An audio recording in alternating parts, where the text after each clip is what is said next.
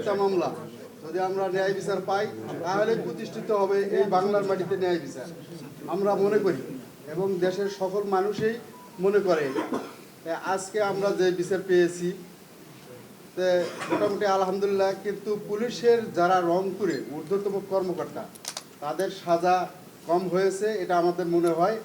এবং ছাত্রলীগ সভাপতি যে প্রমল বড়ুয়া ছিল কিন্তু তার ফাঁসি হওয়ার দরকার ছিল।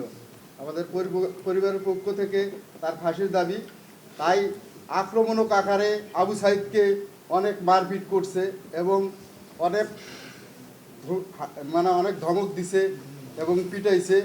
আসলেই তার বিচারটা আমাদের সঠিক মনে হলো না। আজকে জুলাই বিপ্লবের প্রথম শহীদ আবু সাইদের মামলার রায় দেওয়া হলো।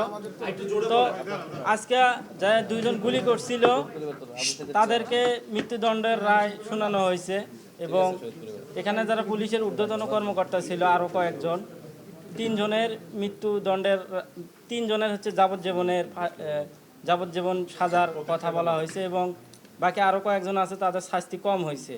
এবং আমরা এখনও এই মামলার রায়টা অতটা পর্যবেক্ষণ করতে পারি নাই, পর্যালোচনা আমরা ভালোভাবে বুঝে তারপরে স্যারদের সাথে পরামর্শ করে এই সামনে আবার এটা মামলার আপিল করার ব্যাপারে আমরা আগে নিজেরা বুঝি, তারপরে এটা আমরা করব। পুলিশের যারা গুলি করলো তারা হলো একটা ঊর্ধ্বতন কর্মকর্তার নির্দেশে করছে। যারা ঊর্ধ্বতন কর্মকর্তা ছিল তাদের কারো ফাঁসি হয় নাই। এই ক্ষেত্রে আমাদের অসন্তুষ্টি আছে। অবশ্যই আমরা এটা আপিল করব এটা।